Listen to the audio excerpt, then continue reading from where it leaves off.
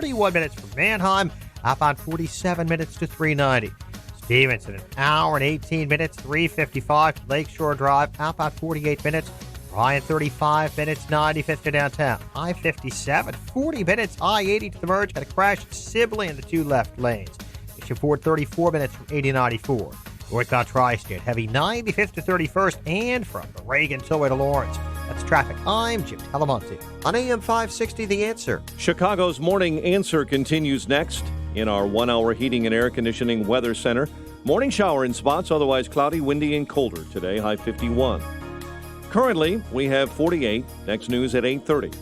Chicago's Morning Answer with Dan and Amy continues next on AM 560, The Answer. Make sure to check out the Income Store live video stream of today's show right now at 560theanswer.com. This is Chicago's Morning Answer with Dan Proft and Amy Jacobson on AM 560, The Answer.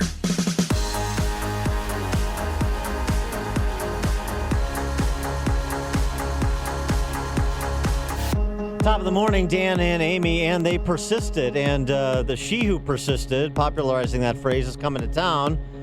Elizabeth Warren will be there to rally in solidarity with the Chicago Teachers Union, all the Maduroistas out on the street. Yeah, and they're not waiting to 1 a.m. because they normally take it to the streets downtown. They're doing this at 10 a.m.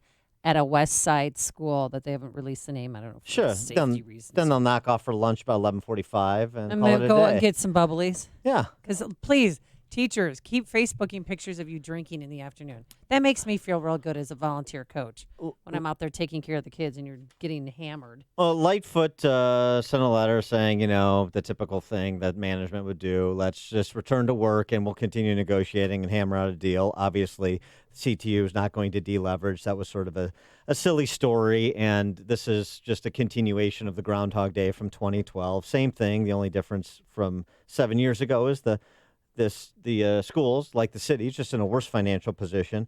But Jesse Sharkey was forlorn. The mayor today has dashed our hopes for a quick settlement. Oh, Like so much drama. Oh my God, look at me. It's so hard. I'm a dad and my kids hate me because my kids can't play sports either. Both of my children are in Chicago Public Schools. My oldest one had a tournament this weekend and still isn't really talking to me. Not that I'm home, but this is hard for everyone here. Well, then do something about it and get back to school. Jesse Sharkey's difficult week is very reminiscent of the difficult week LeBron James had when he could distinguish between the Chinese communists and the Hong Kong freedom protesters. It's all about how difficult it is for him, and I'm incredibly sympathetic, as you could imagine. Lori the Lightfoot, a little bit less so. She finds it a little annoying that CTU continues to raise new issues in the negotiating process. The union continues to raise many more issues, large and small, from more pay to more demands for free vision and dental care to affordable housing policies. Free vision and dental care for the kids, I assume, because this is all about the kids, right? It's not. And Lori Lightfoot said that more money piece, we don't got no more money. Enough is enough. There is no further excuse to keep our kids out of school. Beyond what we put on the table, there is simply no more money. CTU Vice President Stacey Davis Gates, she ain't hearing that. To have that letter say, basically go back to work and I don't have any more money? Huh? What? Huh? What? What you say? What you talking about, Willis? No more money? They want Stacey Davis Gates, the junk rating for the school system may have been an indicator.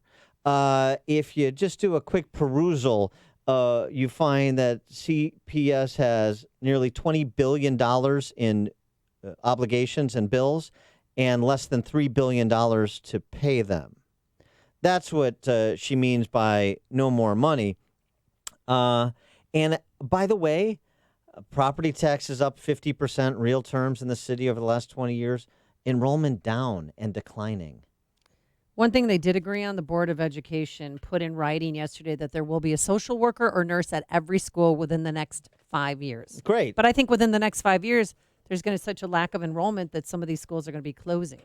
The They should already be closed, actually. Many of them should be. Many of them should be. They got freshman classes that are a fraction of suburban schools that have similar income demographics and vastly outperform CPS. Systemic failure. We looked at 24 low-income schools in the suburbs to compare them with CPS. So, for example, Thornton 215 in the south suburbs. Compare the dropout rate. Since somebody takes the 85% of CPS students free or reduced school lunch, low income, 97% of Thornton fractional 215 students, low income. CPS's dropout rate is 10 times that of Thornton 215. And we can go on down the list. Compare CPS to Thornton, Morton, Bloom, Rich, Argo, Joliet, Elgin U46, Thornton, Leiden, Thornton 205, Leiden, Rivas, Proviso. On and on and on, and CPS is the outlier with much smaller starting classes as of 2015, scheduled for graduation in 2018. The whole argument of the teachers union is a sham. But unfortunately, the management of the city is also a sham, and it has been. So 2012, or I should say 2019, is almost a play-for-play, day-to-day replay of what we went through 7 years ago.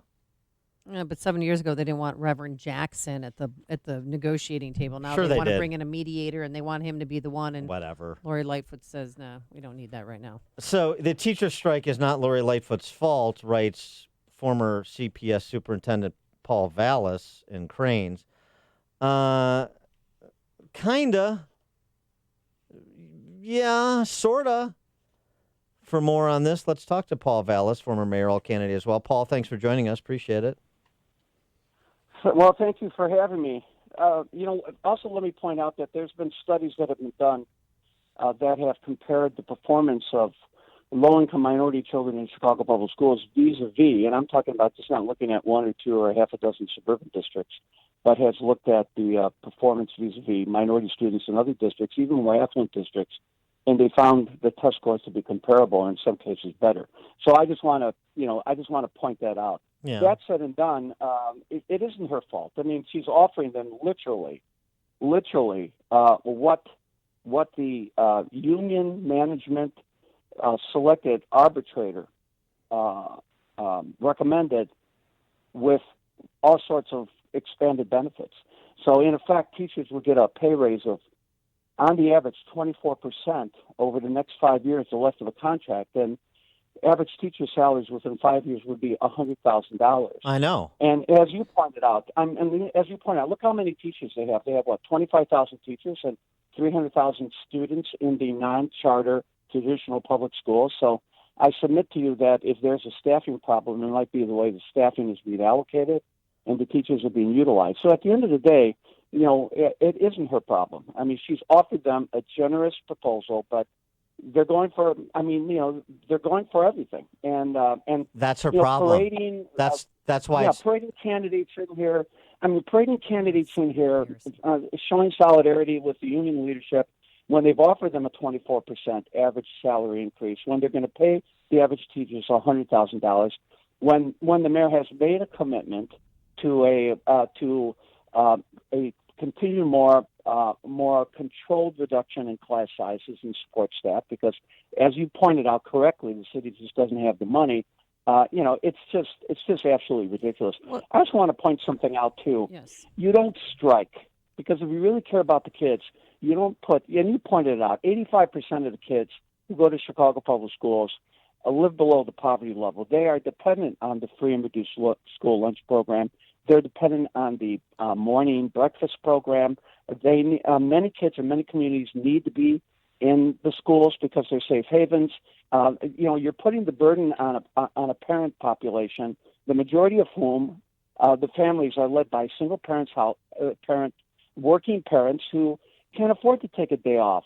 That one day off can wreck their finances for a week if they have to stay home and take care of their kids. So at the end of the day, this just imposes a hardship. It's no coincidence that they waited until October 17th to strike 4 weeks into the school year when the kids are just getting settled in.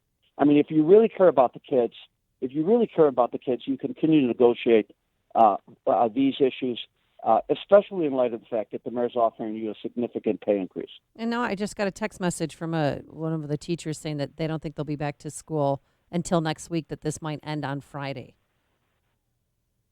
Do you think that it'll come to that, or would mediation help? I mean, what's well, I don't know what to do anymore. I mean, if we're not back to school by Friday, all the Saturday championship games are going to be canceled, and then all the football teams who qualified for the state playoffs are going to have to forfeit their games.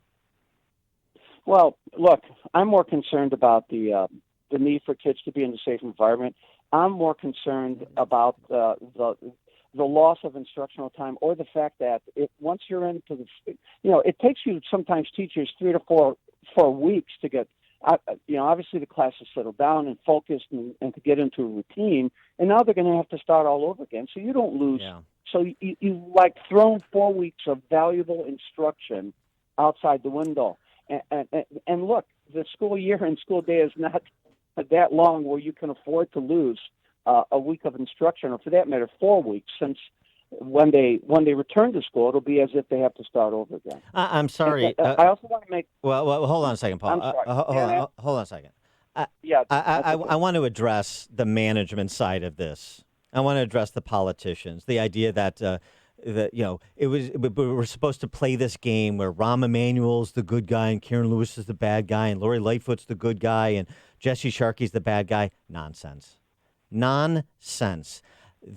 Those individuals, you don't want teachers to be able to strike, then Chicago should have used its political power a long time ago to change the law in the state that provides for it. But nobody will stand up to the teachers union. The idea that these candidates run speaking like Jesse Sharkey, and then when Jesse Sharkey calls their bluff, holds up a mirror to Lori Lightfoot and says, "This is who you said you are, triple threat," and she won't write the blank check as big as he wants it. The idea that she's the good guy because she's trying to appease the union with money we don't have and benefits that are not financeable the same way previous mayors have, that does not make her a good guy, and it doesn't absolve her of responsibility. Well, I'm not talking about who's the good guy and who's the bad guy. I'm just stating a fact. I'm saying right now the reason that they're striking is because the union leadership wanted to strike. I understand. And Lori Lightfoot is doing the same thing that mayors have done from time immemorial in this city, which is why CPS has those numbers I just mentioned, which is to appease, write blank checks with taxpayers' name on it. And if you don't have a mayor that takes a hard line with these individuals like Sharkey and Karen Lewis before him, then this is what you're going to get. You're going to start off with a ridiculous offer, and then you're going to cave to make it even more ridiculous at the end of the day, figure out how to finance it all over the next 20 years after it's been conferred. Well, Dan, I'm not debating with you over the issue of effective management or whether they've given into the unions in the past. I mean, I was school superintendent for 6 years. I negotiated 2 contracts. We didn't raise property taxes beyond our cap. We never asked for any special bailout. We have fully funded pensions. We left the district with $1 billion in cash balances, and there was labor peace. And we had 76,000 more kids in the district then than we have now. In fact, we grew the district by 30,000. So the bottom line is, we can have a much longer debate on how we got here. The mere fact is, they should not be striking. They should be back in the classroom. And for them to hold out or to say that, things are broken down and they're losing faith, and it's just ridiculous. There was no reason for the strike in the first place, particularly when the mayor, and you can debate whether the mayor should have even embraced the arbitrator's decision. Yes. But at the end of the day, there's no business. They had no business striking in the first place, and they should not be continuing to strike now, because all they're doing is hurting the poor kids. And you know what they're also doing? They're driving more kids away from the system.